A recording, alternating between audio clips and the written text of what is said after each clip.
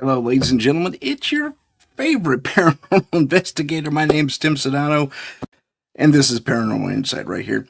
Sorry, I'm dealing with a few windows that popped up on my screen here. Okay, there we go. That's taken care of. You'll notice I'm out of uniform, my usual get up. Instead, I'm wearing a very worn polo on a rather balmy San Jose day. Not balmy, but pretty close. Anywho, welcome to the show. It's been a little bit. So, yeah, I'm wearing the polo today instead of the scary shirt. But that's okay. It's about the content, not about what the host looks like, per se. So, what we're discussing today is really the disclosure issue. We just had, I think they had another one yesterday, and I think they're doing it again today. The UAP hearings in the Senate subcommittee regarding whistleblowers and their safety and all that fun stuff. So, let me share my screen somehow. Oh, there it is. So, we all have seen something very akin to this, very close to it, where the story is if we need disclosure, you know what, and we're talking to aliens, why don't we just have them land on the White House lawn? That's a good idea in theory. You're asking a lot of people because not everyone, including the U.S., has officially acknowledged these UFOs, and even to this day, I mean, there's the subcommittee says, well, it's obvious, and then the Pentagon says, nope, nothing to see here. So in the U.S., it's a little convoluted, and they're keeping it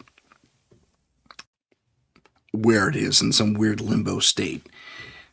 Let me further address that a little bit by saying that I don't think that we're going to see the level of disclosure we'd like, where the saucer lands on the White House lawn.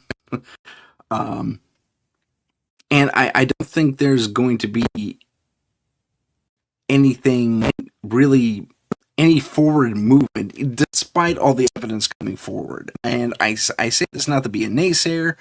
I say this because we are just,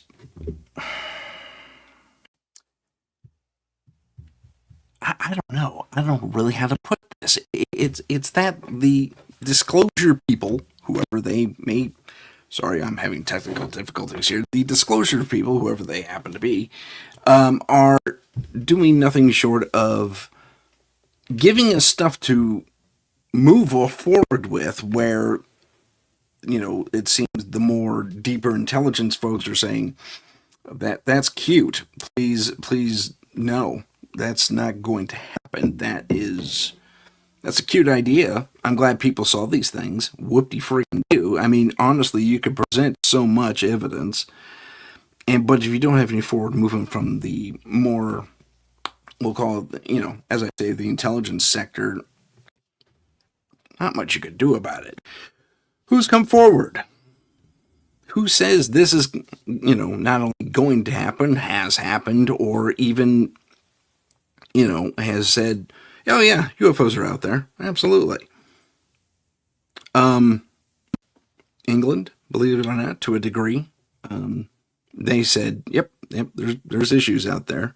Their own secretary, Nick, his last name escapes me. He says, he was head of that department. And he says, yeah, absolutely, they're out there. I mean, I can't tell you the level of stuff we buried, he says, that was absolutely authentic.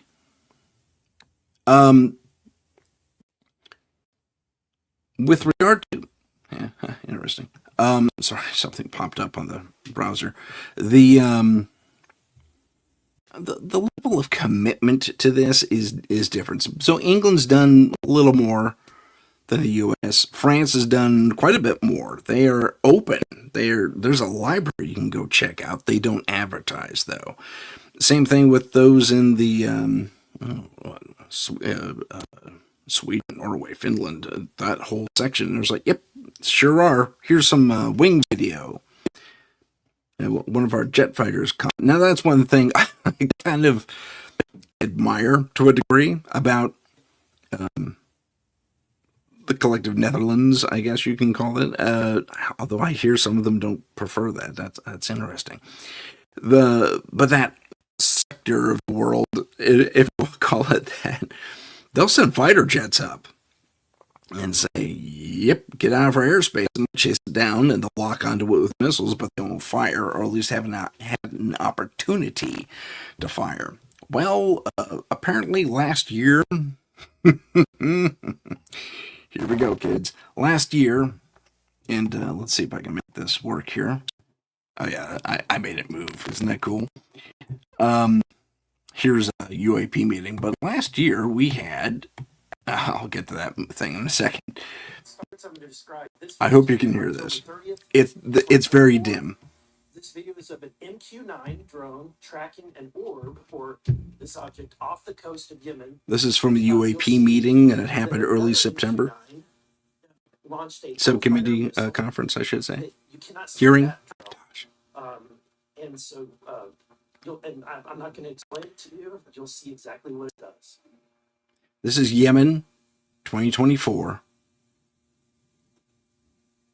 And that's a drone, a predator that has a lock on this target, and it's tracking it and tracing it. And in a moment, we're going to see something kind of crazy. That is a Hellfire missile that impacted that particular craft. I'm going to pause it. I'm going to try and roll it back.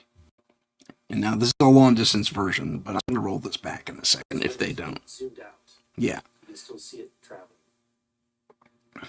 And you can note it's tumbling. If you look carefully, you can see those little spots everywhere. That's the debris that fell off it. Do you have any? So let's roll it back here, where at the point of impact, there it is. So here's the Hellfire missile fired by a secondary drone. Now let's watch it again. Bam! You see those pieces of debris that come off it there? I want you to watch that. I wish I could slow this down. You see how they're kind of keeping with the target? Isn't that interesting? And now here's the faraway part. After the hit, you'll notice this thing is wobbling like crazy. Like crazy. And you see these little flashes here? That's the debris. It's carrying it. Okay, it's carrying that debris with it. Now, I will also submit this. Okay. Hellfire missile, whack. Does not explode. A Hellfire missile has a warhead on the end of it, and that thing should have gone boom. It didn't. It got deflected. And I think what we're also looking at here, despite the wobble of this target, I think that's missile debris. I think those little parts that came with it are missile debris. And that, again, you'll see this thing wobbling a little bit, and you'll see little speckles around it. Yeah. And those little speckles are that pieces of debris. And it finally locks off on a heading, but it's carrying all that stuff with it. Mr. Knapp was reporting. That's we'll continue that in a moment. But pardon me, I burped. Isn't it interesting that stuff was? Hey, Marius is here. Welcome. I don't think it was a Tic Tac. That thing was weird looking. If that was a Tic Tac, it lacked that shape. That was the question asked of me in the chat. So let's consider what's happened in that particular video. We are looking at, and I'll go back to that one piece, just at the point of impact, if I can lock it down. So right about just prior to impact. So, okay, so whoop, hey, that's the wrong thing. There it is. So what this thing, yeah, these guys. So here it is. Okay, so there's the missile. Let's see if I can pause it just so. Nope, I hit the wrong button. It doesn't like it, and I tied it into my other slideshow. Anywho, let's keep in mind what is happening here. There. Let me get to the bit where and okay, so just prior. Okay, it's not very clear, but that thing, this blob right here, that oh, you can't see what I'm talking. I'm very sorry. Okay, Tim and his fun with technology. Okay, so this piece here, this bit here, if you can see yeah, you should be able to. So I'm circling it right now. That's the missile. That's the craft. And if we advance a teeny tiny little bit, whack, it bounces off, does not explode. That's very important. Bounces off the hull of this thing and either takes pieces of this thing off, and you'll watch it wobble a little bit here. Wah wah wah! Look at that. But the pieces go with it. The pieces go with it. Now, having said all that, having watched that again, this is reminiscent of a Blue Book case involving one of the officers in charge. I believe it was the captain. His name escapes me. Who worked with Alan, Dr. Alan Hynek. Dr. Alan Hynek. He was the other person on that team. He was also a pilot, and he went up after this thing. Or it was a report where a fellow pilot went up after this thing. The details elude my addled little mind here, but something similar happened, and it's been reported in other instances when fighter craft have actually engaged these objects, and we see it here best illustrated for probably the first time, where, and I'll wind that back a little bit to show the debris field. I wish I could punch in more, but unfortunately I can't on this system. Maybe I can here. Let's see. No, I cannot. In the past, fighter craft have fired these things with bullets, and there was a response. Here's the crazy, crazy part. They were fired on with their own bullets. As we watch this thing carry away here, you'll notice the fragments go with it at speed. Okay, yeah, parts get knocked off, and I think that's Hellfire parts, to be honest with you, given how wobbly that thing is after. So it comes in pretty straight, finds it, and whoa, whoa, whoa, whoa. They both go off in a wobbly fashion. What that says to me is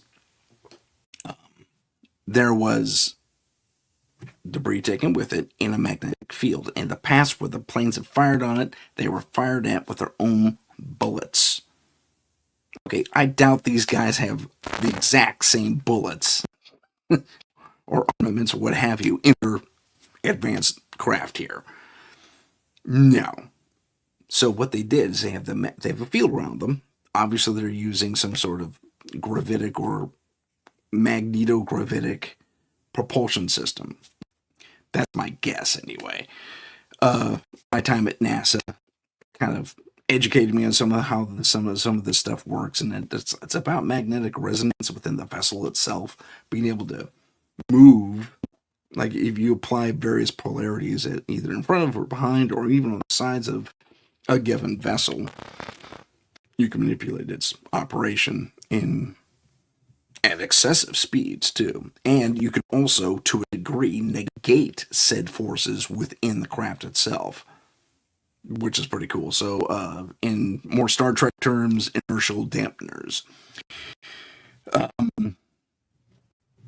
Having said all that, this field is also used as a defense system, and whatever is shot at it in the way of material is launched back at the pursuing object. So a plane's going to pursue you. It'll fire these things to pursue you.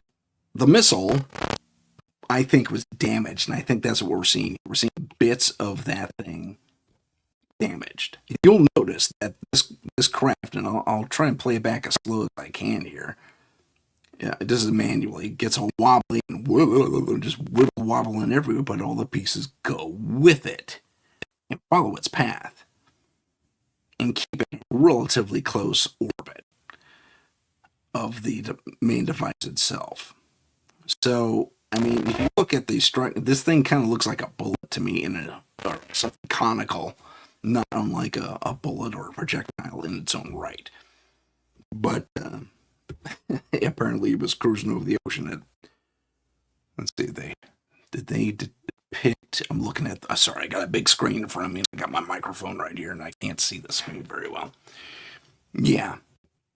So anyway, the craft is impacted. So okay, that's crazy. I mean, talk about a very. I'm reminded of martial arts in Aikido, especially where you use your own opponent's energy against you, against himself rather. So you turn their attack into your attack. It's in as a practitioner, not the best practitioner in the world, but it's amazing to see that kind of put into use at a not mechanical, but I imagine there's machinery of some sort involved.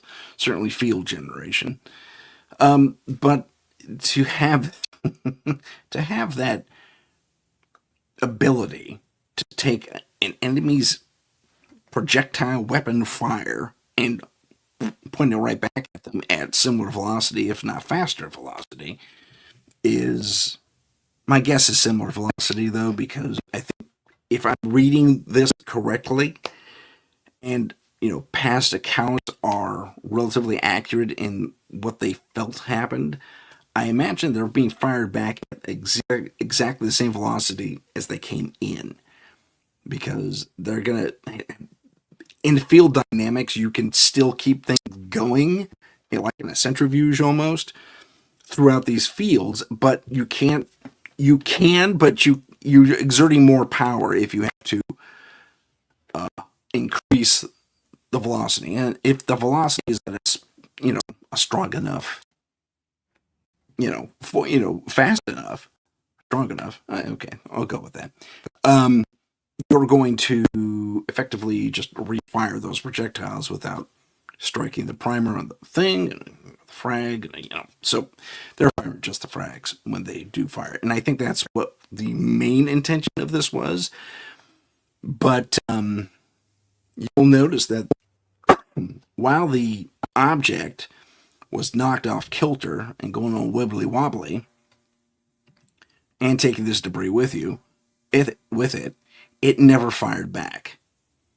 Obviously, because that missile was deflected and rendered not only inert, which is crazy. That's another wild thing about the whole thing. It did not blow up. That warhead should have boom, put a big old explosion, a big flash on that target. Probably wouldn't done any damage to it given how it just took it, but it was rendered inert in flight, fired from another drone in relatively close proximity. It seems like they did kind of a pincher move. So drone one is painting the target, and drone two is over here firing, peels off like this, probably, or parallels it, or it was fired from the side though. And obviously tracked in at an arc if we roll back. Sorry, I'm overanalyzing this strike. But if we follow this, see how it curves in and then hits the guy, and then it goes wibbly wobbly off on its own little word course. One, it was rendered inert. Two, it just fell apart, and those parts were captured into this thing's gravitic field, or magnetogravitic field, again, assuming I'm correct about its propulsion capabilities, or its, the dynamics of its propulsion. So one of the other, one of the other interesting things about this is we're not seeing a retaliation. I think it's because it knew the missile would be damaged, and that it wasn't an object or a piece of weapons technology that will continue to pursue it, unlike, say, a fighter jet. So, okay, my analysis of, of that whole thing is, well, probably, I hope you enjoyed it. I didn't mean to go on that much of a tangent, but I think it's worth analyzing because I think it actually speaks to the larger issue where if this whole UFO thing, it's going to freak out on me, isn't it? Okay, so if this whole UFO thing, we don't get the pretty picture of the White House landing on the thing. We could talk about it all we want, but I think one of the chief things we're going to possibly run into is this. Well, it's believed, it's often talked about, this scenario where, the military comes out in force, jets fly overhead. Apparently, there's a thunder and lightning storm happening during all this, and the UFOs aren't welcome or they're seen as a threat. And I guess that's the real issue. This could have happened if the technology is as advanced as it is, which it appears to be. Even back in the 40s when we didn't even have jets patrolling our skies. Not really. Not back in 47 where the whole Roswell thing exploded. But let me show you this in a little bit bigger, just so you can see my illustration. So this is AI's rendering. I didn't say put. Actually, I had to take it out and tell it. No, that's not it. And say no. Give me the pretty picture. It's just the White House. It didn't like that. It gave me this first. How messed up is that? Man, I don't know, man. But I don't think this is even viable. I mean, you could look at Independence Day and the movie and say, well, we did it in the movie. Yeah, dude, that's the movies. I'm a filmmaker, dude. And being a filmmaker, let me tell you, we're not looking at that scenario is not feasible, honestly. It'd be closer to what happened initially. If they're going to do anything, they're just going to level a city. If they even need to. I mean, seriously, the level of tech some of these things employ are remarkable. I mean, some stuff we only caught on thermal imaging. I think I'm talking about the jellyfish that was brought to our attention over the one base somewhere in the Middle East. Only detectable by thermal vision, and it was exhibiting odd thermal regulations in its site. But I mean, let's get back to the bigger thing. That's actually the topic of this whole podcast, and that's the disclosure issue. So here's what I see being the larger issue with disclosure. I want it to happen, but I don't know that it would be the best thing in the world. Because we could have a scenario, not unlike this, where it's not us versus the aliens per se, but whichever country, ours or I don't know, pick a superpower. Pardon me. Excuse me again. Beg your pardon. Whichever superpower the aliens have decided is the one they're going to interact with most. We have heard rumors, sometimes from reliable sources, sometimes from less reliable sources, that say, I'm going to get this very disturbing image off the screen. There we go. We'll go with the happy image. That say, well, it's going to be the U.S. We've had the most interactions with it. Our very own Joe Montaldo has gone even a step further and says we were talking to these guys in the 30s. And not necessarily the whole Nazi thing. Americans were.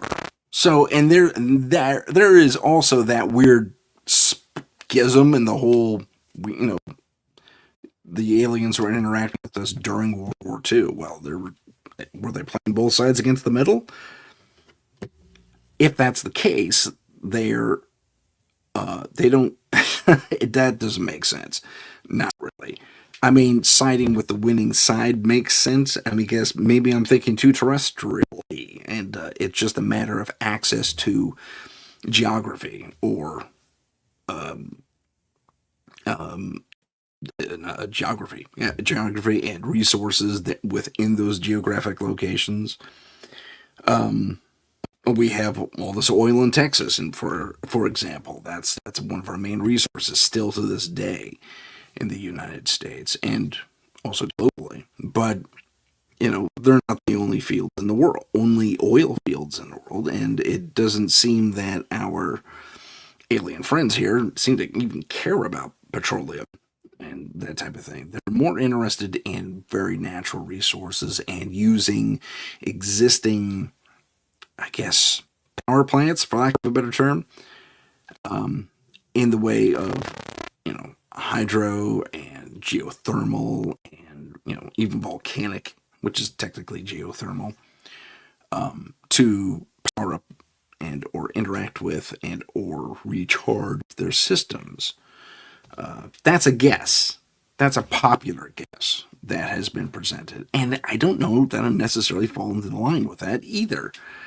Only because if that's the kind of system you have where you just have to get next to a given energy source, say a sun, for example, or a, hover over a geothermal vent like a volcano, as a really extreme example, to recharge your systems,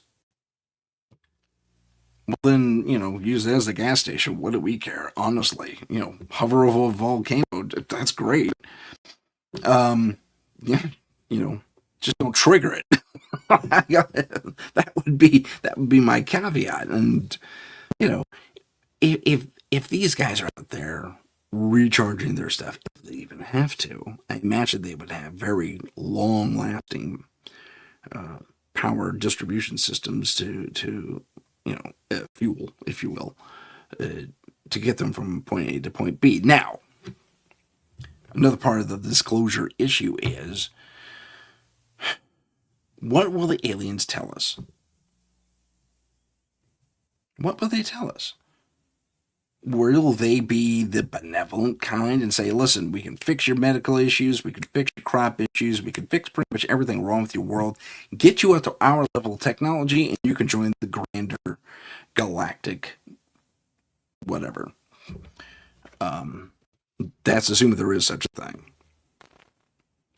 Here's where I think disclosure as a whole likely has a hole. Hole. Not the whole, but I think this is the hole in disclosure. We have made assumptions as citizens and who are informed by people in positions of power, the whistleblowers included, where they say, oh yeah, they're this and they come from this sector of space that's observable. One could say that is really convenient. That is really convenient. Others have said, oh, they're interdimensional. They're from other alternate versions of Earth in separate quantum realities. Given our current scientific understanding of such things, again, not impossible, plausible even. If you're advanced enough to create a vessel like what I'm displaying over here, totally within the realm of possibility. A lot of, what ifs have to be checked. Not what ifs, but, a lot of things have to be checked in order to get to that level of technology. And there's also, well, okay, before I go into that point, so, okay, alternate dimensions, again, possible. We've heard the excuse from several abductees who say, oh, their race is dying out and they need our DNA to reset their race. Well, that is pretty convenient as well. So convenient, they borrowed it for not only Stargate when they met their version of the Greys, but it's been done over and over and over and over throughout Hollywood, throughout, well, pick media across the globe, really, not just Hollywood.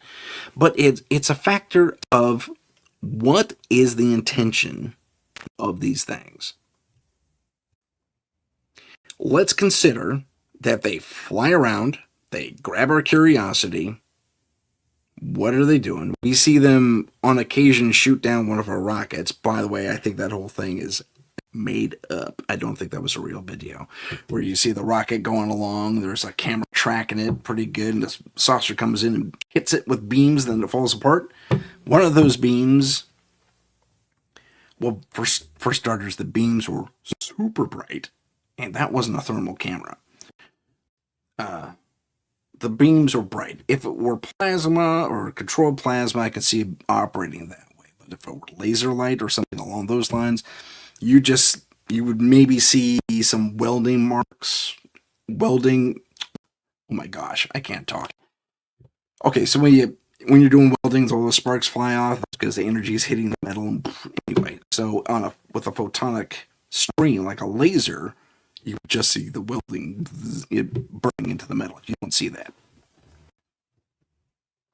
Further, in that same video with the rockets going on, the UFOs flying around it, one of the beams goes like a bad 50s special effect. So I think that's a fake. Very good fake. But if you slow it down and analyze it, you go, that's weird. And it is. And it's implausible, because that's not how energy works. You could argue that creatures that could build something like this, or beings that could build something like this, have the ability to control energy with being able to tune the beam, and but why didn't that happen every single time? So, in my personal estimation, that is a fake video. Let's also look at not only their behavior. These things, they fly around, they do weird stuff. They allegedly create crop circles and stuff like that for us to look at, and they're odd geometrical shapes, and some of them really intricate, like we're looking at an 8-dimensional figure compressed to 2 dimensions in the field somewhere. And they speak to quantum physics, and they speak to spatial relationships, plasma interactivity. They're basically engine designs, power system designs. Wow, that's cool. I mean, if that's their level of communication, what have they been trying that we've missed? Because we have radio telescopes out there. Oh, Heidi joined us. Hi, how's it going, Heidi? Don't worry about being late. I'm just happy to have you in the chat. To catch those of you up who missed it, I am talking about the issues with disclosure and some of the inherent issues with the entire UFO thing in general. Now, I'm not saying they're not out there, but I'm saying they are interacting with the human race in a really weird way, in a very inconsistent way. Now, our esteemed owner and Uber boss, Joe Montaldo, would argue that their intention is to see where we are, to see if we're good candidates for a larger galactic presence in the world. That's going to happen for the human race. I'm quite positive about that. Whether other people out there in the universe and the galaxy and the neighboring solar systems are ready for it or not, we will get there. I'm confident of that. Despite all the stuff going on in the world right now, I'm confident of that. here's the other disclosure issue. If we have been capturing these things and studying them and creating our own based on their things, we've all heard the TR-38 or it's a TR-37. Anyway, the triangular craft that we supposedly make. Given our level of technology based on those craft, supposed or realized or not, I put this to you. If we have these things and we can mass produce them like we do any of our fighter craft, why aren't they out there? Why instead do we just make a step up generation? We have the F-47 right now. Beautiful looking craft, very sleek, has stealth capabilities as most jets do these days. Most fighter jets, I should say.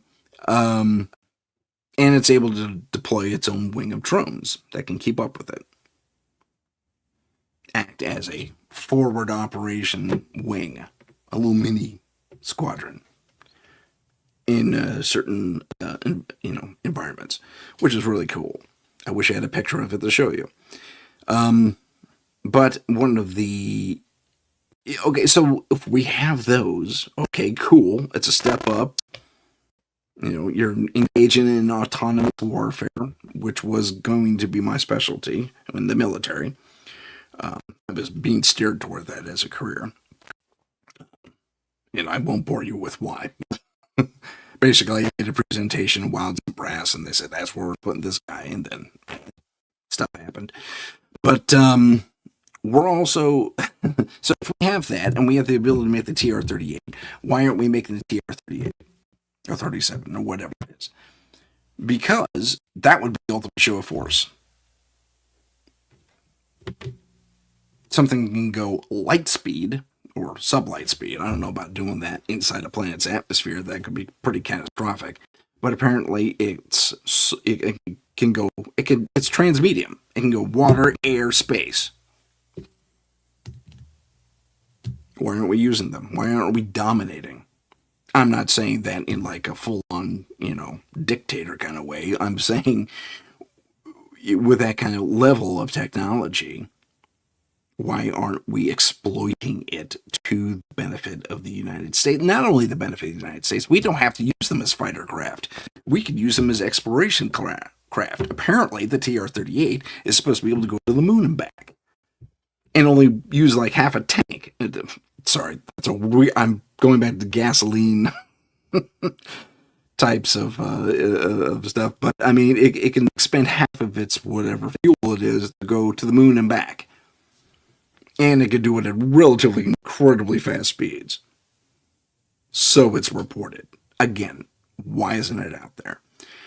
So here's what my initial theory is in part. Disclosure isn't happening because we have a bunch of these types of things not built by human hands. A lot of whistleblowers have said that, or have had people in the intelligence and or aerospace communities who deal with this top secret stuff say, we don't have that technology. Okay. But we can reverse engineer some of it and come up with the TR-38. That's my response. They also say if this gets out, it can be stolen.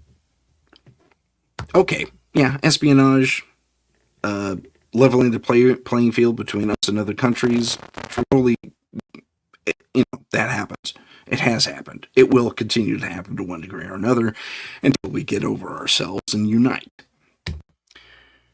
Some people don't like that idea. They lose power if they unite.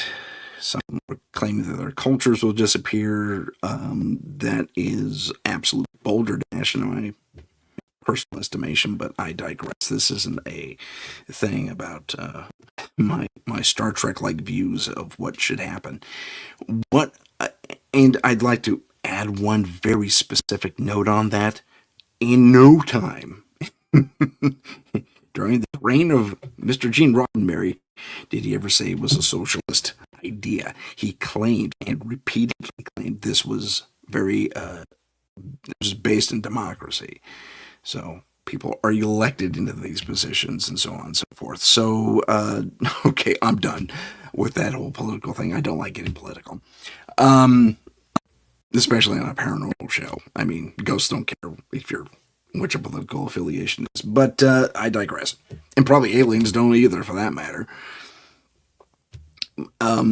But okay, so we disclose. We say, yep, they're real. They're not made by human hands.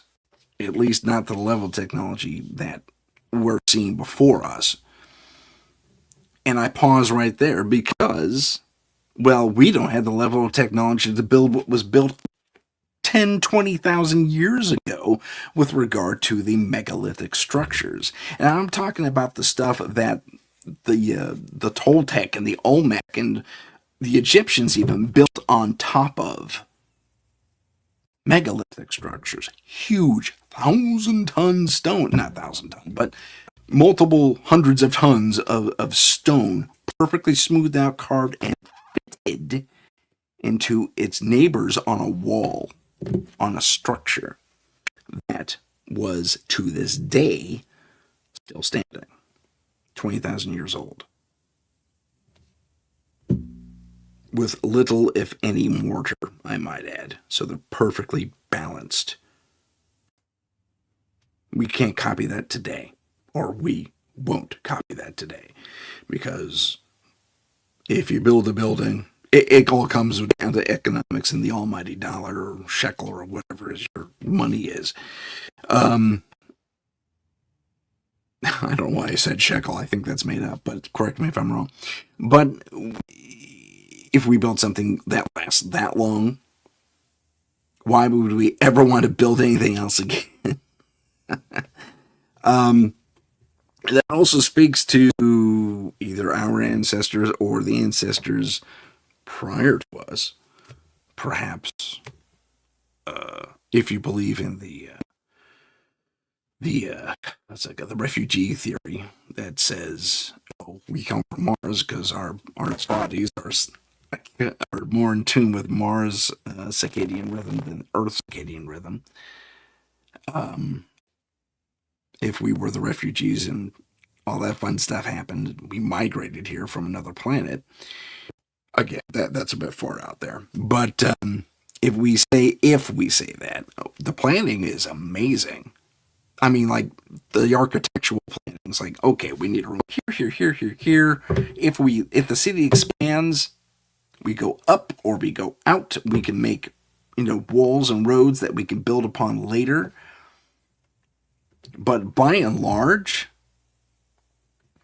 the original base of a lot of our ancient stuff is made with incredible precision, incredible planning that we still to this day cannot duplicate.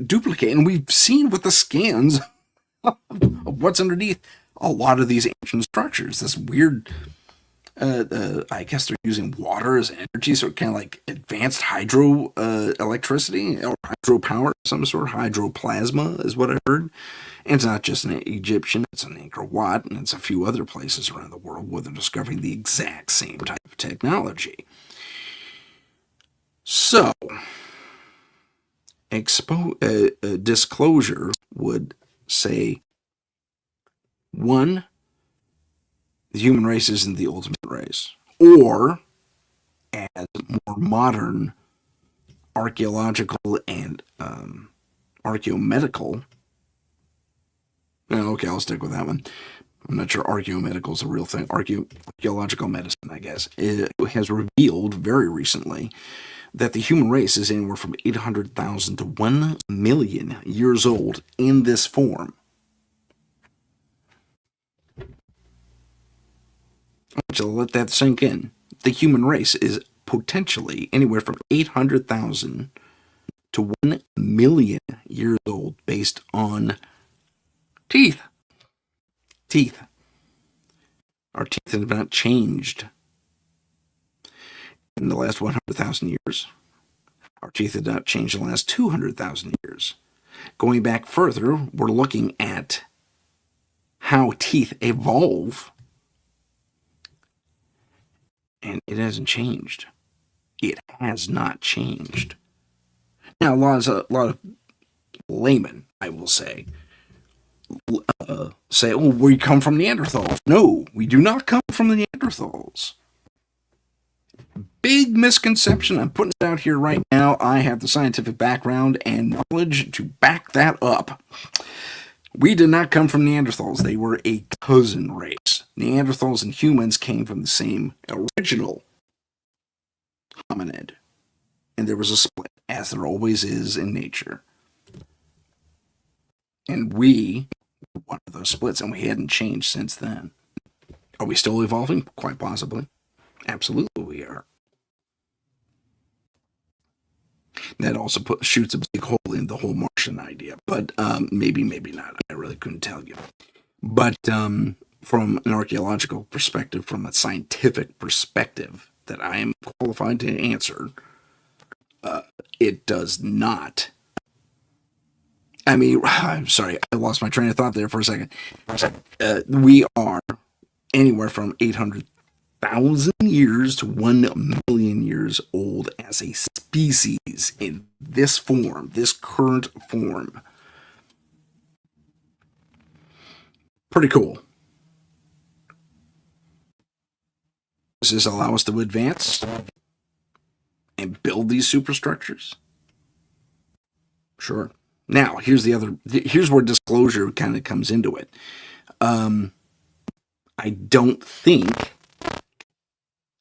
the whole alien question in and of itself, while fascinating and super cool, and it would be interesting to meet Glorp from Planet 5, or whatever they call themselves. I'm sorry, I don't know. But I don't think it's really going to answer any questions about us as a people globally. We'll potentially learn about them. Now, again, if there's so many ifs coming into the whole disclosure issue, we're going to be disappointed if they're not from another planet. We're going to be disappointed if they're not from another dimension. We're going to be disappointed if they're not time travelers. That's the third one in that whole canon of disclosure and where aliens come from and who they really are. If you take a look at the Rendlesham Forest case back in, I think, 80s, where a U.S. Air Force base in England, Rendlesham, experienced a big enough UFO UFO flap. And two of their sergeants they went missing for a bit. And one of them remembers seeing, and they had a tape recording, they're recording everything. Okay, I see this craft. It's about yay high, yay long. Kind of looks like a kite on the ground. It's, bigger. And has weird markings on it. Oh, yeah, they're talking to their tape recorders the whole time. Then they go missing. A search party goes out, doesn't find them initially, and on the return back, these guys come walking in. I think one of them or both of them, were about, the search parties are about to wash their hands of them, and they're found, and they go, "Where the heck have you guys been?" I don't know. So hypnoregression happens on one of them. They remember a very long binary code that they kept writing down. They didn't understand why they kept writing it down, but they kept writing it down. And another one, that's one. The other one was apparently taken into the craft, and he recalls this moment where he's sitting down in this craft, and he's got little lights buzzing around him, like orbiting him, and he thinks it's the lights that speak to him. And I guess telepathically, which is kind of cool, because if they have the ability to mechanically, anyway, say things telepathically, that's kind of cool. But I digress. The guy in the ship says, "Well, I'm told to be calm, that's okay, that we're just here to make sure history happens the way it's supposed to. We were concerned. Well, that's kind of a nice sentiment in it, I think. So we sent our own stuff back in time, abducted our own ancestors, I guess, speaking from a future tense, and then made sure everything was happening the way it was supposed to. Okay. Wow. That gives me a little bit of hope that we have that level of technology. And maybe that is kind of where disclosure falls apart. If we are to say, oh, these things aren't made by human hands, but in fact they are made by human hands way in the distant future, so much so that they have time travel capabilities and are able to come back and check in on us to make sure history hasn't been diverted somehow. Wow. That means it means a lot. I mean, imagine that. Having that knowledge, and maybe there's a dialogue in place between the past and the future.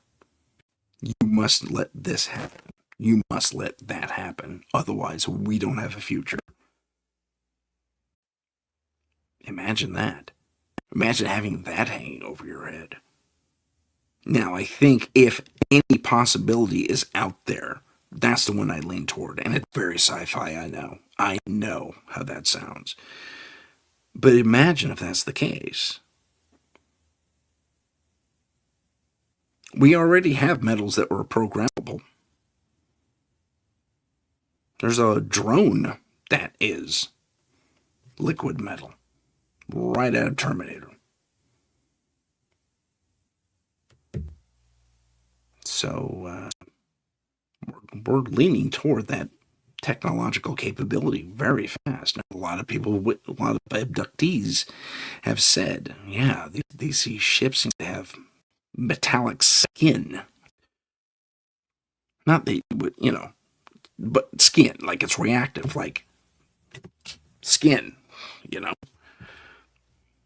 but metallic. So it can stand up to more in earth and space and air and water and the whole thing. Biotechnology, bioprogrammable technology, biometallic programmable technology, biomimetic metal. Wow, that's amazing. And I think that's the truth behind the whole disclosure issue. I think that is getting pieced together more and more, by the way, that we are dealing with a potentially, I can't prove it at all, but a lot of points connect to that.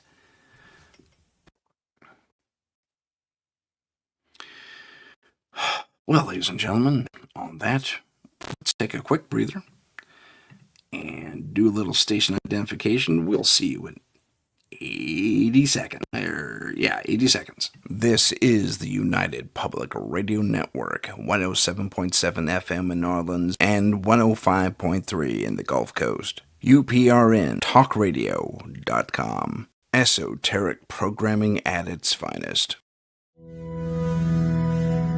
Our symbol, the trident, gifted to us by the priests of Troy Xenos centuries ago when one of the first monster hunting teams out of Corinth battled a contingent of Vrykolakas that had infested their temple.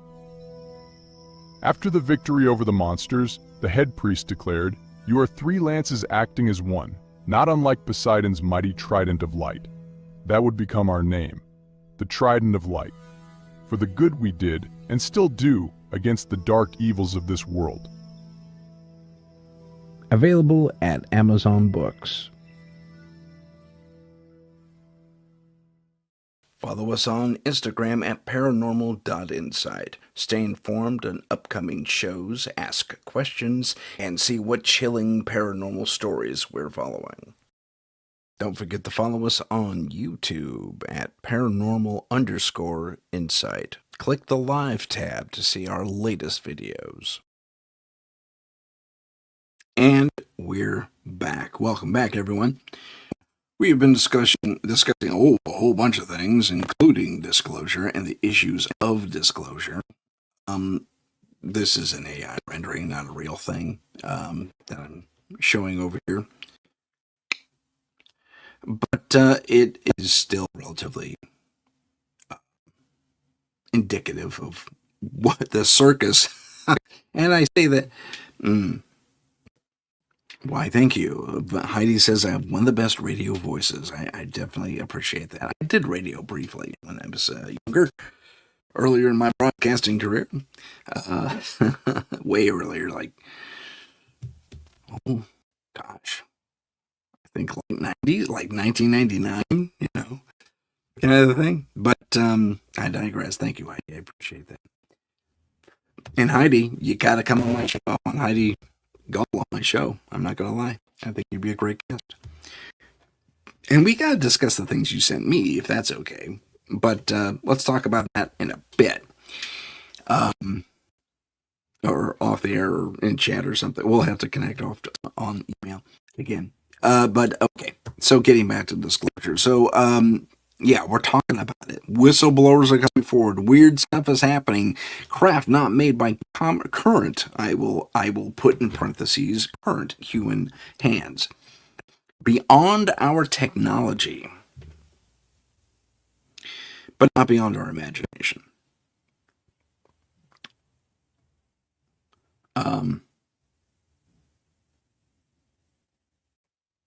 I will again cite one of my favorite examples of science fiction, Star Trek. Let's go back to the original series, 1960s. I think it was 67 through 69, including a season brought forth by the fan write-in campaign. Okay, enough of Star Trek history. Star Trek, in its own brilliant way, gave us that insight into what a possible future we could have as humans if we got over ourselves. The ego gets flushed, basically. Not entirely, but basically. And we allow ourselves to collaborate on everything to better our planet and our people.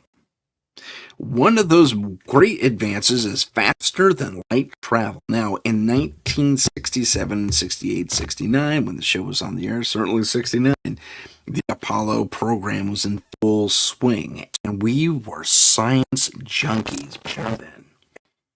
Collectively, globally. The great space race was on between the U.S. and Russia, then the Soviet Union. And we were out there. I don't know why I have these guys up if I'm talking about all that.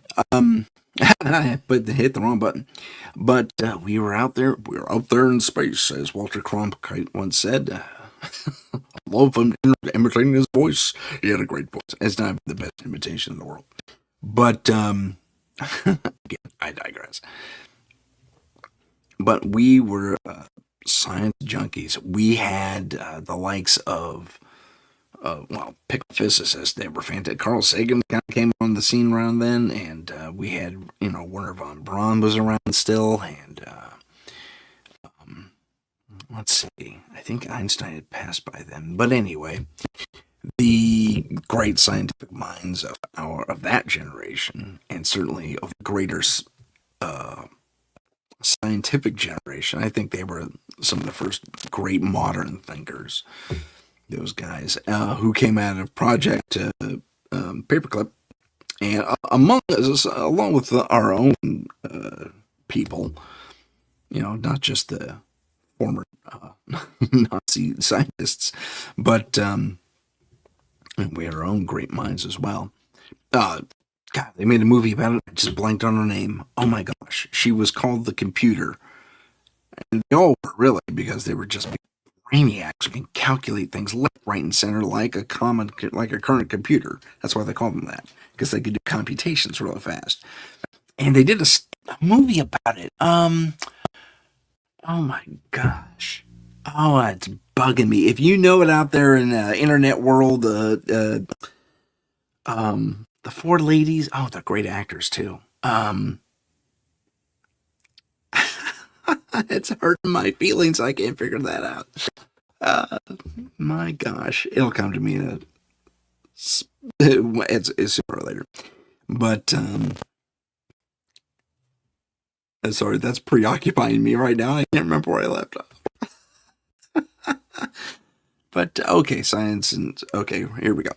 So we kept hearing about light speed, faster than light speed, and all that fun stuff, and that Einstein put forth it is impossible to go faster than light speed. Impossible. Can't be done. Can't be done. And thus the challenge, the gauntlet, if you will, was thrown down. And well, it was also put forth in the similar,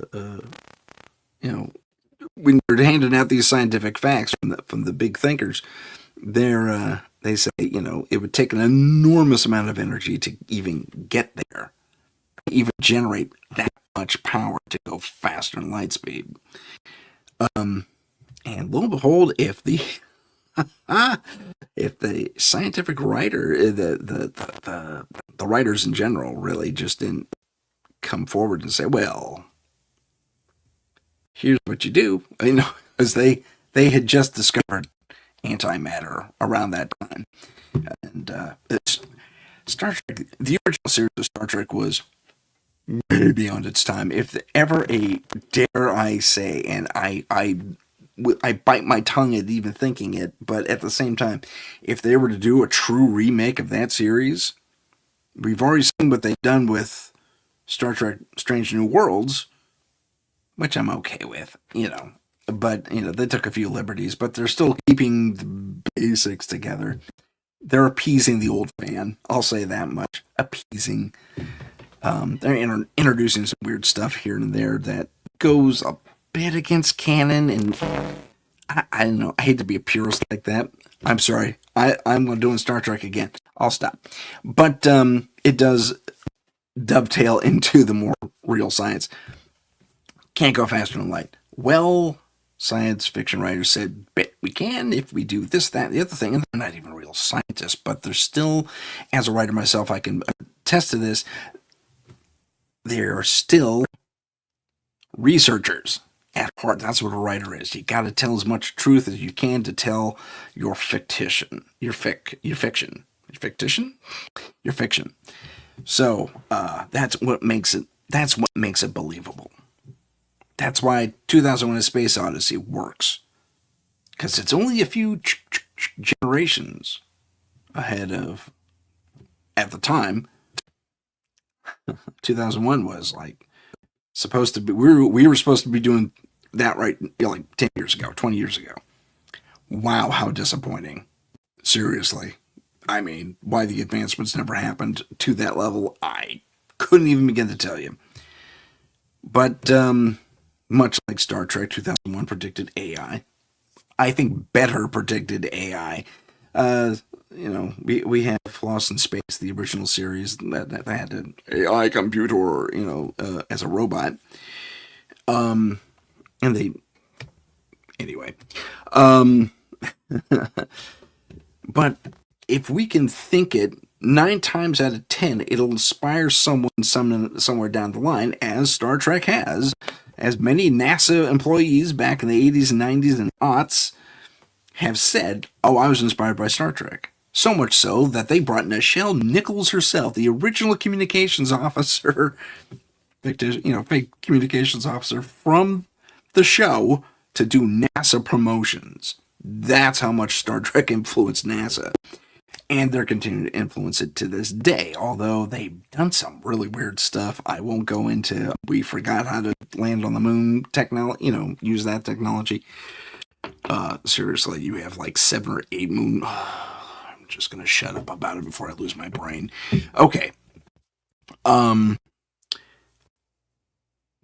okay, so if that is merely inspiration, and said inspiration in the future, some may say it's already active, I can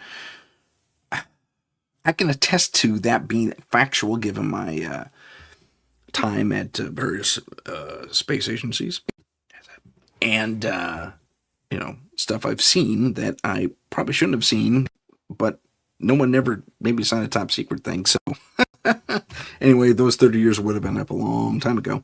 Well, not too long ago, but anyway, I can confirm that at the very least, as early as maybe around, I want to say 2004, 2005, they were probably definitely secretly testing a faster light drive in space. Secretly.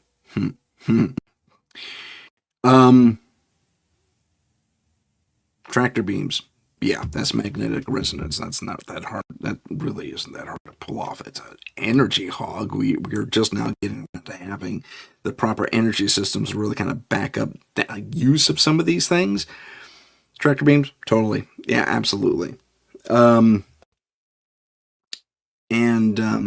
like I said, FTL drives. And some have said that the whole FTL thing was already in existence, which is kind of cool, during the original series of Star Trek. Oh my gosh. So maybe that's what the big disclosure of Hammond and Hahn is all about. When they have these guys testifying, I'll zoom in. When they have these guys testifying, doing their thing, and saying, I swear under oath I have seen this, do I believe them? Yes. I do. Does some of it come from crashed alien stuff? Well, possibly. I mean, I don't see why it wouldn't. But if you listen to Joe Montaldo, like I do, our big kahuna here in the UPRN, he has said in the past that the whole Roswell crash and the associated crash that went with it in Aurora was because of something that was in place already. Not a union, but a cooperation between aliens. I put that in quotes because between aliens and modern humans of the day, and that humans of the day were actually testing that interface where they say, and Bob Lazar actually testified to this as well, that the interface was a telepathic transceiver. You think it happens. And that, in fact, the ship that crashed in Roswell was not a full-blown vessel, but more of an escape craft. That's a lot of metal from an escape craft, so I kind of question that part of it. It could have been an auxiliary craft, or if there were two flying in tandem. But he says it's human error in the transceiver, because something happened, to be brought down by a radio wave, an intensified radio wave, like a radar system. Doesn't make sense, because if you have a vessel that's capable of flying through space, you're going to encounter quasars and pulsars and stars in general. They emit neutron stars, especially neutron stars that emit incredible amounts of radio interference, to the point that they would cook you like in a microwave oven if you got too close. In an unprotected thing, like you'd have to be in a Faraday cage type system in order to not get hit or take any damage. So if you have a craft that could fly through outer space and encounter these anomalies, these naturally occurring anomalies, why would a radar beam take you down? Some would argue, it's the specific frequency of the radar. No, sorry. I don't buy that at all, because neutron stars, pulsars, quasars, suns in general emit the full spectrum of radio frequency when they go boom, and with their flares, and when they spin on that one thing, and their poles keep... Anyway. So I don't buy into that. Again, I tend to think we're going to find out that we are in touch with our future selves. That some of the aliens we have seen are, including the ones I saw, are definitely from another planet. Although they look kind of like us. I refer to, and you'll have to forgive me while I click through on my slideshow thing over here. There we go. Look like Charles Hall's stuff. These are the guys I saw at the Santa Cruz Beach Boardwalk. Not dressed like this, but dressed in humanoid clothes, and they had big sunglasses on to hide those eyes. But including the very, very long fingers on both the adult and the child I saw. I think it was her mother, just the way, because I saw a hint of a breast under the robes, as I've said before. The one that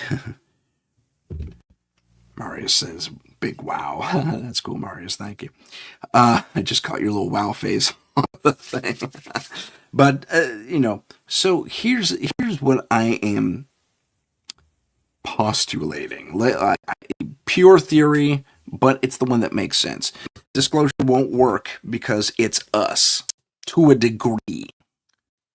Our technology from the future being relayed to the past. For what reason? I couldn't even begin to tell you. But if the Rendlesham Forest incident is any sort of marker at all, they are concerned about the future.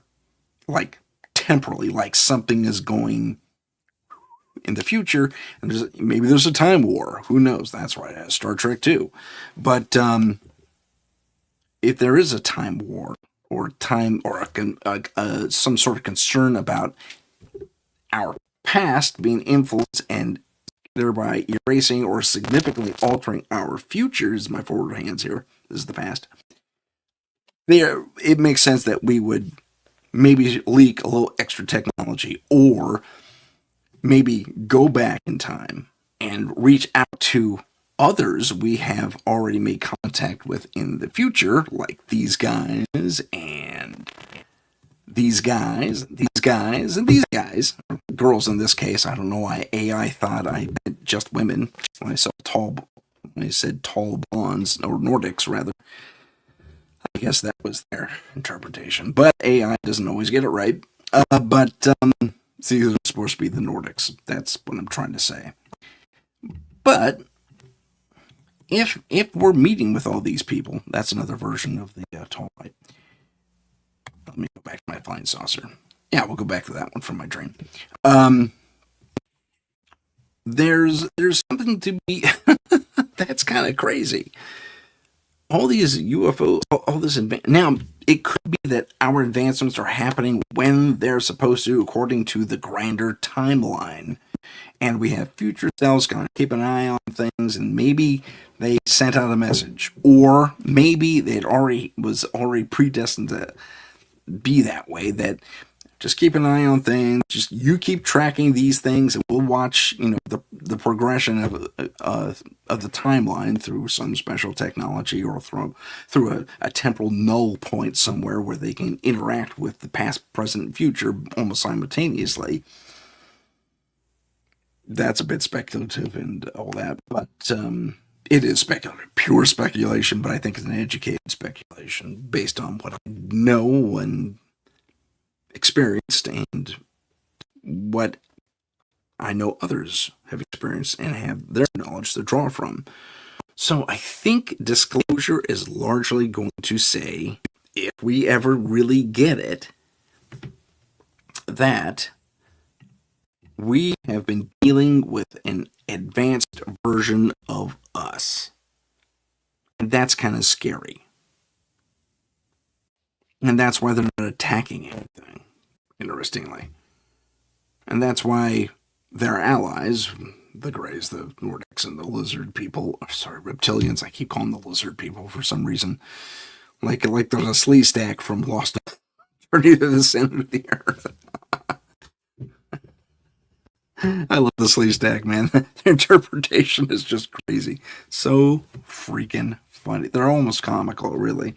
But and I'm talking about the original Journey to the Center of the Earth, not the one with Will Ferrell. Although the one with Will Ferrell was a good send up. But I digress. The these different alien species have been kind of always tracking us, and maybe that was by design. We need people who are perhaps, outside the human thing, because we can't cruise around in stuff with our flag on it, for example, from like 100, 200 years in the future. That doesn't make sense. That would just be such a giveaway. And I swear I saw an American flag on it. Twilight Zone, of all things, touched on that to a very, very remote degree. You may remember the old episode of the woman who's kind of primitive. She's living in a cabin somewhere, and she doesn't say anything. And even when she gets hurt, she's kind of primitive. Oh. But I'd say Middle Ages type situation. And this little spaceman comes. It was clear it was a wind-up toy. It was so clear. But they did their best, man. And this little wind-up toy spaceman comes out and shoots her with a laser, and she gets these little pock marks, and she goes, and swats him away. And she keeps getting assaulted by these little wind-up toy spaceman astronauts.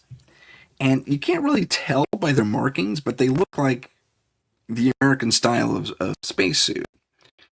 Well, she finally makes it, not to disclose anything, or spoiler alert, as I'm supposed to say, she climbs the stairs of the attic because she's hearing all this ruckus up there, and she's armed with an axe or something. And there, landed through a hole in the roof, is a saucer, classic saucer, not too dissimilar to the one I had displayed initially. See if I can get there real quick. Classic saucer, just like that. But we're seeing it from the top side down, and in the Twilight Zone episode, and across the top, U.S. Air Force with the American flag right there. Future us went out, landed on this weird world where occupied by giants. And she proceeds to just smash this ship with her giant axe or hatchet or something like that. Compared to us, I mean, little wind-up toys like this compared to us, we're us. Okay, and our ship was able to accommodate that, probably about the size of things I depicted up there before the thing. And she smashes the crap out of it, and we hear some radio chatter. We're under attack from. We require backup. Oh no! And that that was the end of the episode. Dun, dun, dun, dun, dun. We go to the Starscape. So cue the Twilight Zone music. But we actually touched on that a little bit in our own. I mean, as early as the Twilight Zone. I mean, we're talking early to mid 50s, maybe, give or take. Maybe late 50s when it first started coming out. But yeah, something to think about there. Anyway, so I think disclosure, if fully disclosed, would be a number of things. One is us. Chiefly, most of the stuff you're seeing flying around the sky is us, or it's our friends from the future who also have time travel capability to one degree or another. And three, I don't know why I'm doing it like this, I guess so you can see it, because I usually do three like that. So three, our friends from the future don't have as much luck as we do, or whatever, because occasionally something goes wrong, it crashes, it gets hit by an asteroid, or collides with something, or something catastrophic happens, and the occasional ship goes down. Now, let's pause on that little stream right there. So that's three basic ideas that I think disclosure would reveal. And if disclosure reveals at least those three things, we delve deeper into those three things. Okay, what is your history with us? Where do you come from? Oh, well, I guess they don't necessarily have to say. I mean, they already beat us technologically, but they're not going to attack us because if there is a temporal guardianship happening, I imagine Earth forces would show up and just blow them out of the sky, defend the planet, their home. But you don't want to do that either because you could cause a whole interstellar thing, and something tells me they wouldn't be interacting at the level they are with the human race if they were malevolent, per se. This may also speak to abductions. Okay.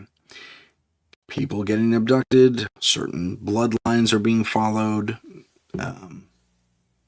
and certain. How would I put that? Well, okay, let's just stick with bloodlines being followed. Certain bloodlines being followed. Well, why? Why are they so significant? Why are they typically on the sticks? Royalty isn't getting abducted. Kings and queens and presidents aren't getting abducted necessarily. Not that anyone's ever come forward with. Okay.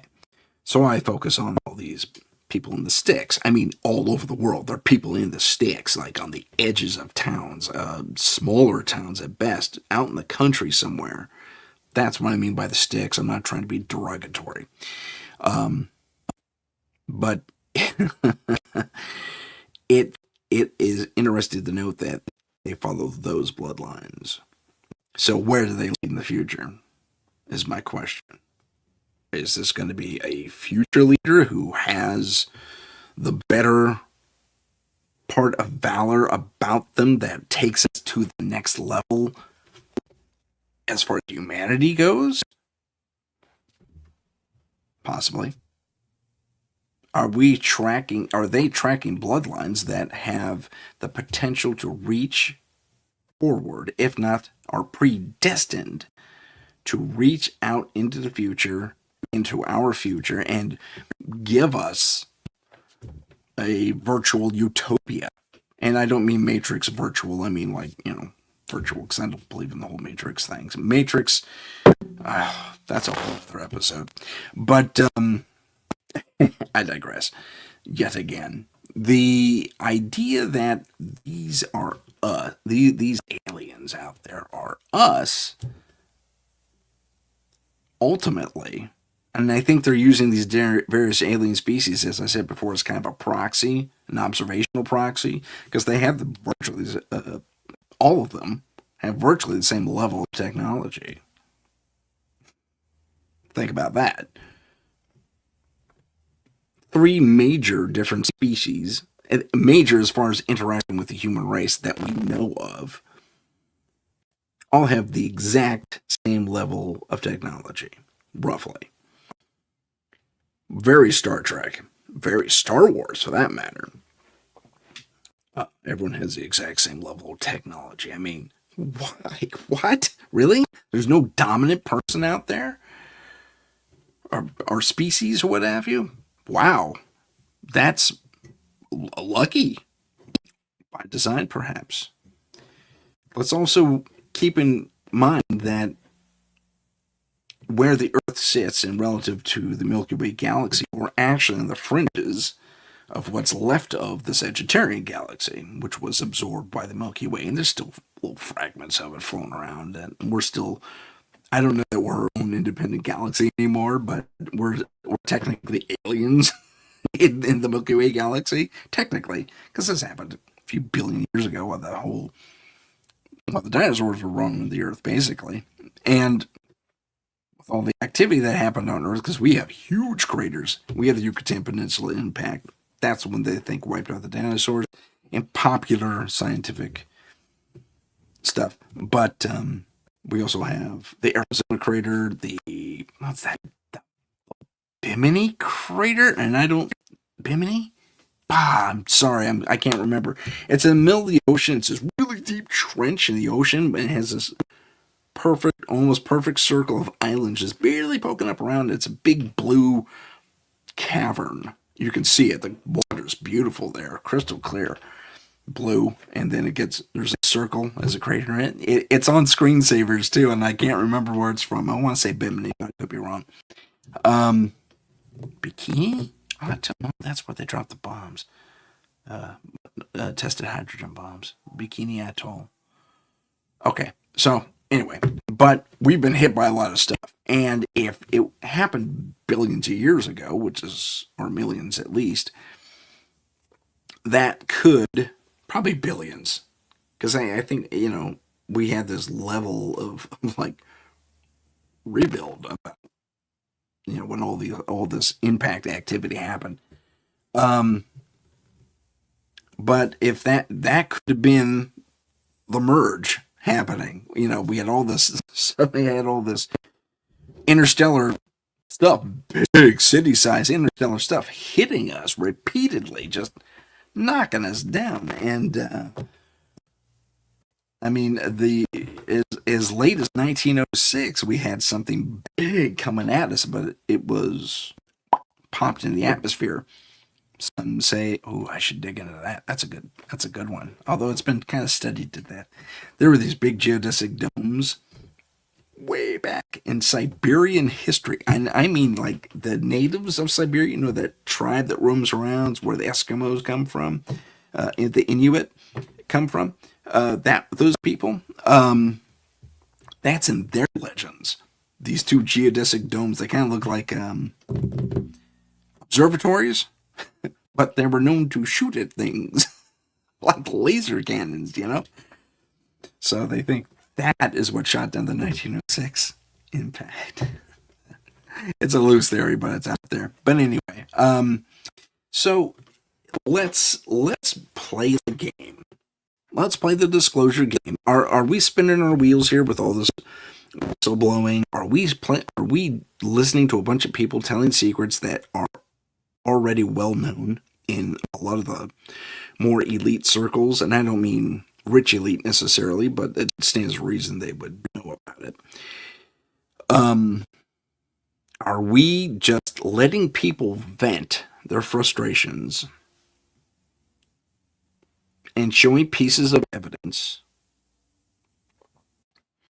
and demonstrate, evidence of craft that can, even when hit, outclass us?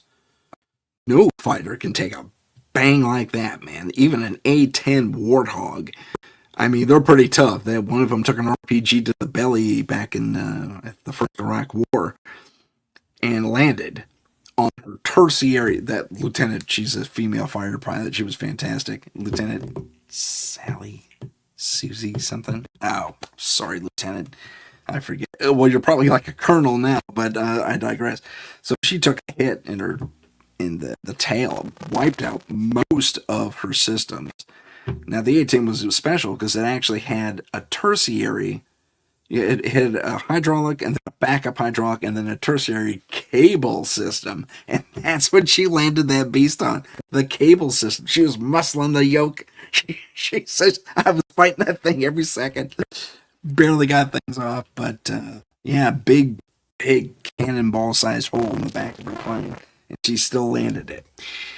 Like that with a Hellfire missile, nothing doing. Now, this sucker, I'm going to play that again because that was just super neat.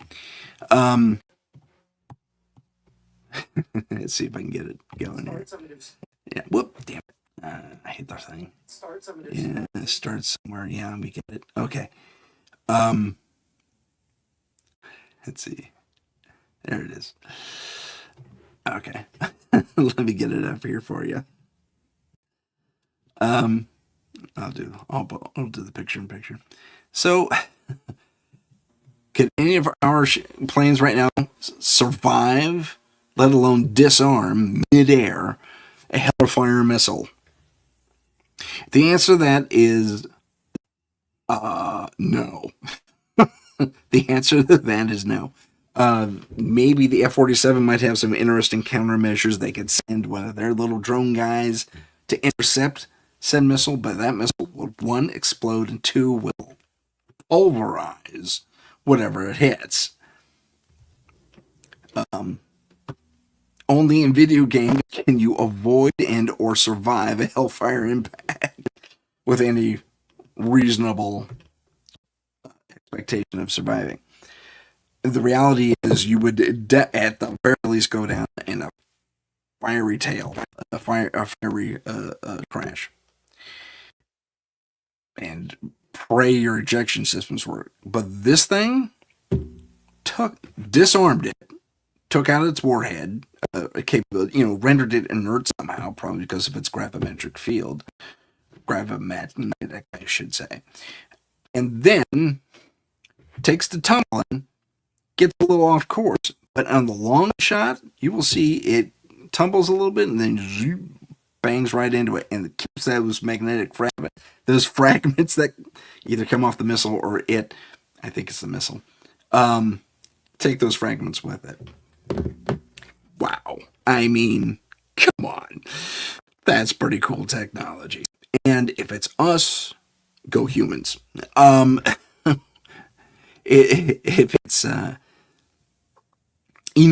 let me go back to this. I'm going to pull this back up here. If this is human made, and my suspicion, future human made, and my suspicion is it may be, and I want you to notice it does kind of rotate in its own right. Hold on. So it hold on, he's fine. So it's trucking along. I'm going back and forth. I'm scrubbing on purpose just to let you all know that the outline of this thing is rotating. It goes oblong, and it's hit by the missile. So it's pointing the right way initially, and then it turns oblong, perhaps so its field generators or whatever they are can intercept and demagnetize the missile. Depolarize. Oh my gosh! Make it so the missile doesn't hurt. It's what's that called? Rendered it inert. That's the word I'm looking for. Rendered the warhead inert and poised its field generation to one degree or another to where it can. If I'm going to be the pilot of this thing and I'm either remotely or I'm in this thing. Also, look at the size of that Hellfire missile. Okay, this thing. It's almost the same size as this. I'd say about half the size. Something tells me this too is a drone in its own right. So if I'm piloting this thing, whack, I go spinning off, and then later I'm still getting bounced around a little bit, and I finally get my bearings, and off I go. Sorry, I recorded more of that session than I wanted to. But it's fascinating to me that this thing just took the hit like a Timex and kept on ticking. Sorry, Tom, please don't sue me. But with regard to this video, I'm going to get to the very end here. I had the brain and the the foresight to actually turn up the volume on the darn thing. And I hope it comes through. If it doesn't, they're talking to George Knapp, who's a witness in this particular section of the hearing. And let's listen to what he says, because the sender asks a question, and then Knapp has a very good answer. Events like this occurring, and what information might you have? I have heard about events like this. I have heard about this event. Jeremy Corbell and I talked about it in one of our episodes a while back. We did not have the video, though.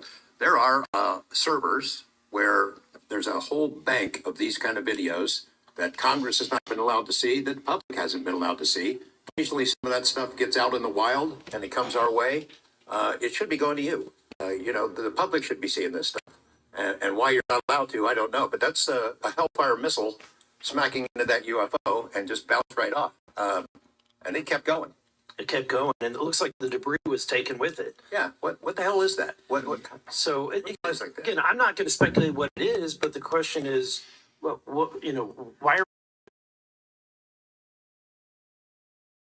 I want to ask this just a question. How in the world, this is the document, I want to enter this in for the record if it hasn't already been entered, Madam Chair.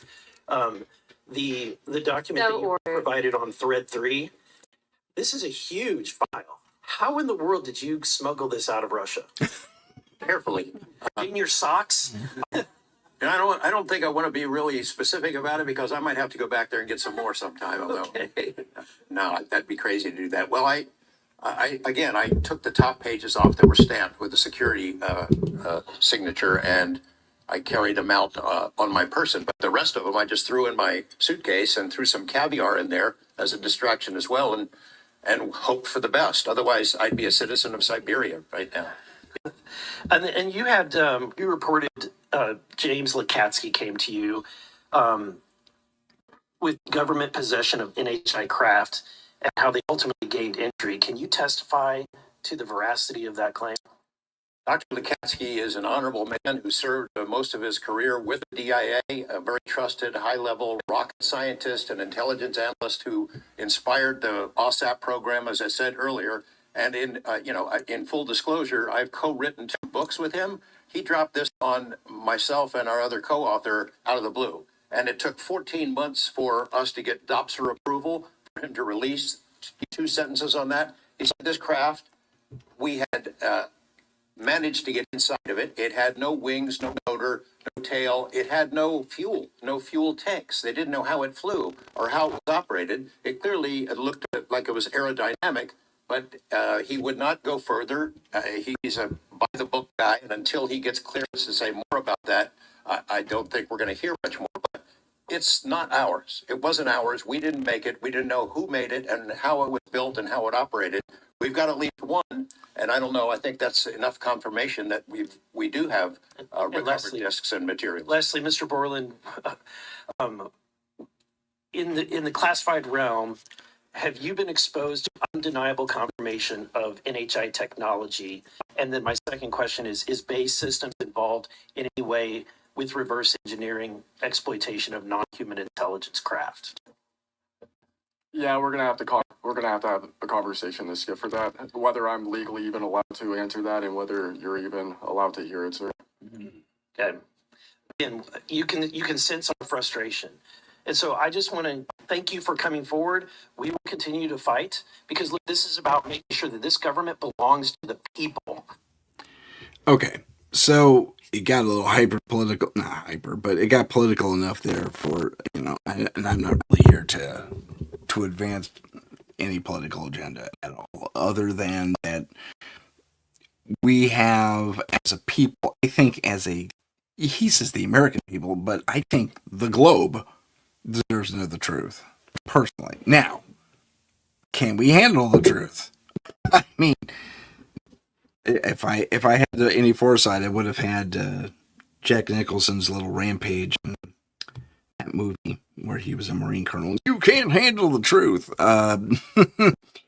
But yeah, especially if the truth is going to be what I said it was. Us, with our friends from outer space, providing any sort of surveillance. And, the craft are ours. Just, we haven't gotten to that level of technology yet, and there may be some manipulation from the future to get us there quicker, or we could just be on track as we're supposed to be. So I think that third one is to keep us on temporal track. If I'm gonna play the advocate and project myself into someone from the future concerned about our past, it would be to keep us on track so nothing changes. Because apparently we got it good enough that we had to send probes back to make sure that it was still okay. Which begs a whole, there could be another, some sort of temporal war happening. Again, I just don't know. But we are, let's see here. Am I reading that right? We have 20 minutes left. Let me ask the internet, those of you in the chat, and welcome. But thank you so much for being with us on the show. You are more invited to join us in any of the chat, either on the UPN, UPRN, go to the UPN. Go to the UPRN website or the Paranormal Insight YouTube channel. I said website, didn't I? Go to the UPRN YouTube channel or the Paranormal Insight YouTube channel. Look for the green PI. Hop into this chat and ask some questions because I'm sure there are plenty out there. I got a few in the chat right now, I think. Heidi's there, and hi Heidi, and Marius appears to still be there, which is awesome. But yeah, if you have any questions, please put them forward into the chat, and we'll talk about it as much as we can. Until that happens, I want to briefly go over some of the things that our Mr. Burleson said regarding the question he asked that one gentleman who whistleblower from an independent Bay Technologies, apparently, and that was diabolical. Here's what happened: the U.S. government had all this stuff initially. We're talking about the UFOs at Wright Pat and the UFOs in Area 51 and S4 and all those other places, Area 52. I mean, and what they did was they said, we cannot keep this here anymore. So we're going to bring some more defense contractors in. Diabolical, I tell you. And say, here's what you can do with it. Here's what it is. We kind of hit the wall. Sorry, my cup was dripping here. Hit the wall on some stuff. It's just not financially feasible for us to continue to research all this stuff. We're dumping millions and millions into it. We don't have millions and millions. We're in debt 32 trillion and so on and so forth. So you guys, the private sector, get to continue our research for us and tell us what you find. In at least one instance, when said material and not only physical ships or ship parts or what have you, alien bodies and such too, were shipped out to these defense contractors, at least one of them said, yeah, we're not interacting with you anymore. Our research is our research, and you're going to stay out of it. You want to see it? Subpoena us in court, making everything public that you want kept secret. And, yeah, that's pretty much what happened with at least one such defense contractor, which I find diabolical. I mean, if we're, that whole disclosure thing would happen. Now, that also, if following my theory that it's us and our allies working to maintain the temporal constant as it should be, or as is favorable to the future, would you want to know that? Are you doing the right thing now? Are you going to start second guessing whether you should step forward with your left foot versus your right foot? I did that backwards for your benefit at home, because this is my life on camera and in my world. But I digress. So yeah, that's a heavy burden if that is the case. And for me, as a person who's been in the military, who's worked for the government, and been part of that famous space program, NASA, and learned too much. I mean, there's stuff I just never should have heard in both instances. But my 30 years are up, so and no one sent me a memo. But anyway,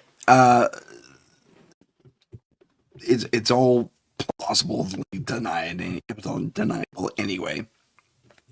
I keep bringing up Star Trek and stuff, so they can say, "Oh, you saw that on the show. It's confusing reality. He's a little messed up in the head." They could say that. That's not the case, but they can say that. But I digress. So if disclosure revealed that it was just a bunch of weird aliens just saying, "Oh, look at the funny little monkey people running around this world," us humans, funny monkey people. That'd be one thing. And for my part, I think there would be at least an attempt to continuously fight off such intrusions if we were capable, because it crashed a ship, we're going to tear it apart until we can find parts that are usable or manipulate it in such a way we can control it. And that includes weapons, and that includes propulsion, and that includes the entire ship if it's even possible. You honestly think we wouldn't send UFOs type craft against itself if it were coming from the outside of Earth? Absolutely we would. And we figured out a way to mass produce it. Look what we did in World War II. I'm talking about America, but I mean, pretty much all the Allied forces across the globe did virtually the same thing. They just started mass producing ships, mass producing planes, weapons.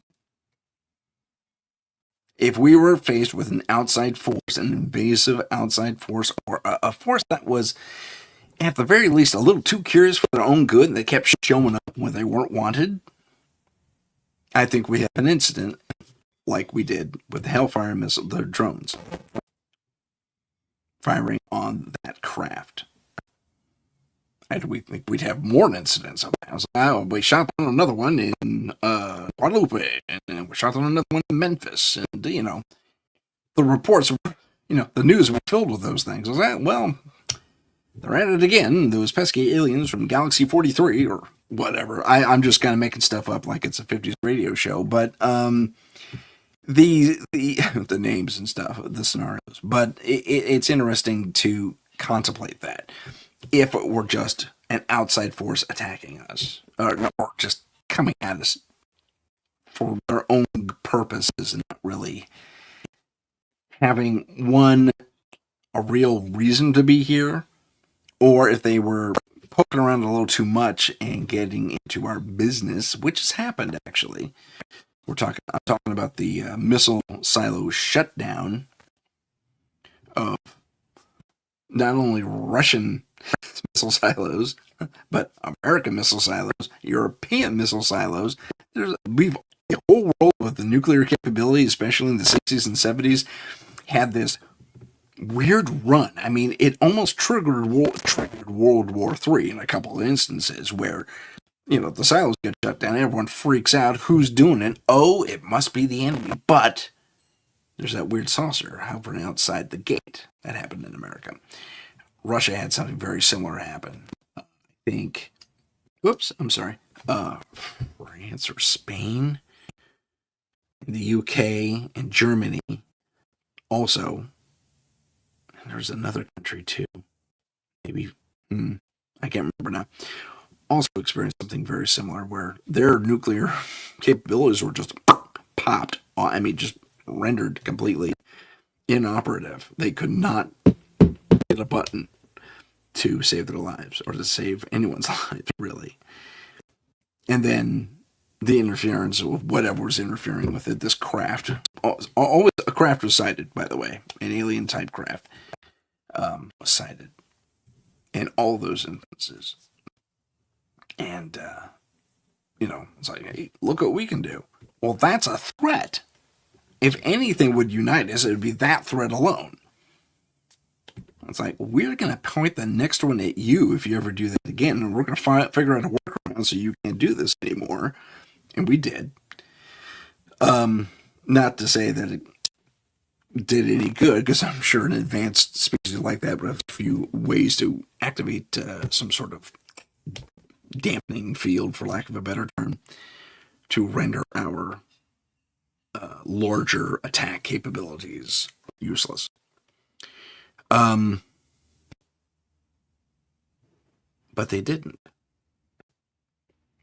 They just turned everything off. Honestly, they just turned everything off. And then they flew away, and it all turned back on again of its own accord. So, that's very peculiar. Any questions out there in chat? I haven't got anything yet, but I'm more than willing to talk about it. We have a few minutes left in the broadcast. So please do enter those questions, and let's talk about it. Let's also take another look at our little doodad here flying around over Yemen in October 30th. I just put that together. October 30th, 2024, the day before Halloween. How about that? They just wanted to go to a Halloween party and we blew them out of the sky. Well, we ruined their trajectory anyway. Wouldn't that be funny? If that were the case. They're just cruising to a Halloween party, man. They only got so much time to get there. Everyone's gonna think their costume's the best. They're out the window, the best costume. That's the only reason they were cruising in that area of the world. I'm sorry, I make myself giggle sometimes. Okay. Going back to something close to serious. So our little doodad here is trucking along and gets a nasty little surprise there. Gets wobbles and goes off, and he doesn't crash. He recovers. Eventually, we saw in the long shot. But you know what? Now that I look at it, it does kind of look like a Tic Tac. I was gonna move it, one of the egg-shaped Tic Tac type deals. Marius, man, you called that. I did not observe that closely. It was another one. And P.S. I gotta say, I do not believe for one freaking second that is a Lockheed Martin Skunk Works craft. Bar none at all. No one would. For starters, it looks like the kind of craft they used in Mork from Orc eggs. I'm not even close to kidding. It cracked up like an egg and everything. It was hilarious. No. I don't think that's us at all. That's not our vibe, man. We would make the freaking Enterprise. We make an X-wing fighter. We do something a little more closer to what we know, even if it's not necessarily feasible. Is in the aerodynamic spectrum. We'd make something cool looking, okay, from our human perspective. If it looks like a bird or an arrow or something like that, we're into it.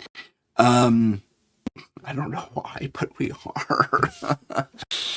Just aesthetically, it just makes sense. Or even a dragon, if you're gonna make it long, give it a nose cone. That's us. But I don't think we'd make an egg or a Tic Tac looking thing. No way. No way. Even as an autonomous thing, current autonomy is not designed like that. Not by a long shot. We got the arrows and the delta wings and stuff like that. Quadcopters, stuff like that. But no, we wouldn't do that. That is not a human design per se. Even if my theory holds that this is us from the future, I would say that is likely a more alien craft. Like I said, I think we have buddies that are doing most of the investigating for us because we can't have some United Earth flag on a ship because that's us. We're going to stick a flag on it, whatever it is. And so, yeah, this is definitely foreign. This is definitely alien in my personal estimation. And let's briefly talk about what happened in the reality here. Of this whole situation. Come on now. This craft tag takes the hit, tumbles along. All the pieces fall with it. And where's it going with this? It just doesn't look like us. Now, you may recall I mentioned something about programmable metal. Oh, we have a new comment. I just missed it. I'm so sorry.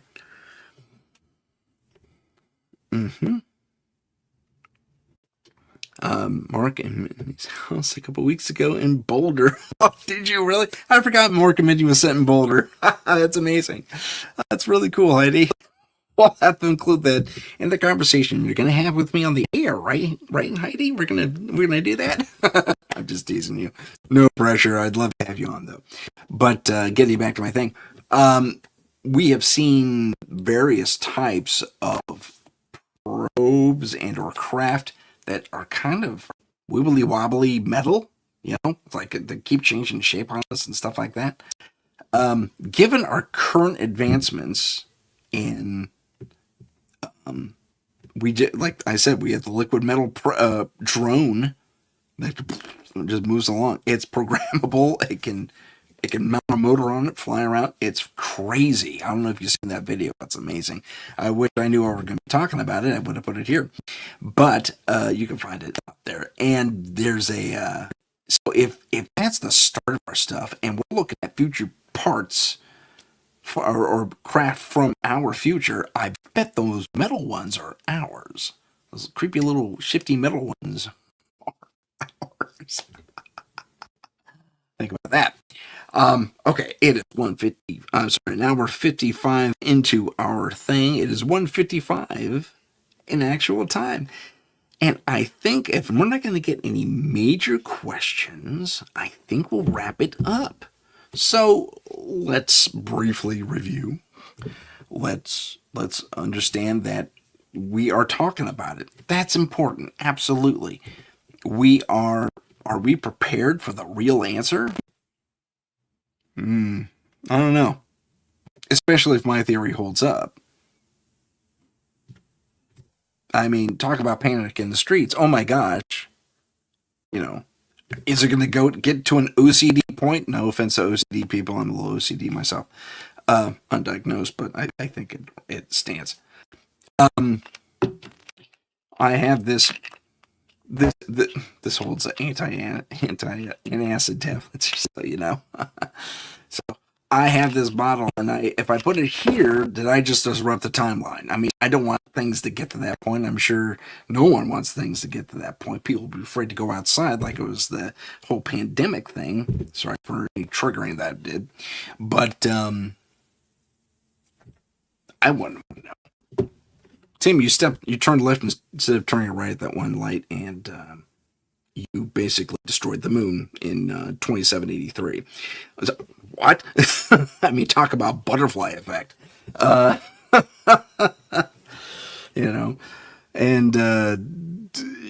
no one wants that responsibility. Oh, man.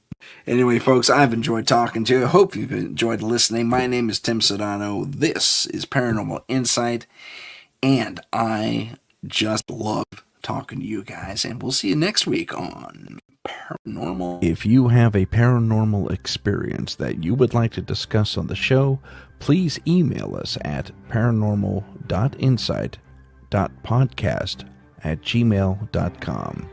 That's paranormal.insight.podcast@gmail.com.